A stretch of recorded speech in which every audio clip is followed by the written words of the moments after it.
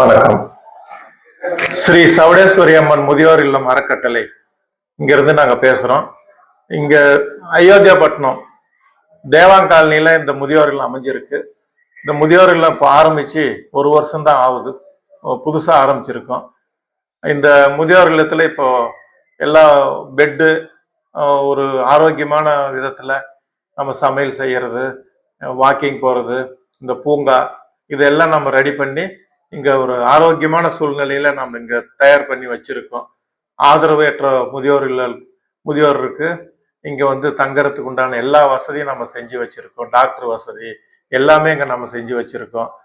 ஆகையால யாராவது ஆதரவற்றவர் யார் இருந்தாலும் இங்க எங்களுக்கு தொடர்பு கொண்டு எங்களுக்கு இங்க சேர்றதுக்கு உண்டான விதிமுறைகள் என்ன இருக்கோ அதை பின்பற்றி நீங்க வந்து சேர்ந்துக்கலாம் இங்க. அதே மாதிரி இங்க ஒரு ஆஞ்சநேயர் கோயில் நம்ம உருவாக்கி இருக்கோம்.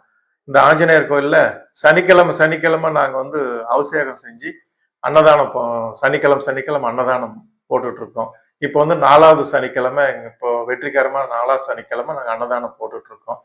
இந்த அன்னதானத்துக்கு உண்டான சில பொருட்கள் எல்லாம் வந்து மக்கள் கொண்டு வந்து அரிசி, இந்த மாதிரி பருப்பு, இந்த மாதிரி எல்லாம் கொண்டு வந்து கொடுத்துட்டு இருக்காங்க.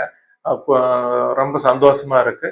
அந்த மாதிரி இதுல வந்து இந்த அன்னதானத்துக்கு ஏதாவது கொடுக்கணும்னு நினைக்கிறவங்க வந்து சமையல் பொருள் எதுவாக இருந்தாலும் பரவாயில்ல, அது வந்து கொடுக்கலாம் இங்க வந்து.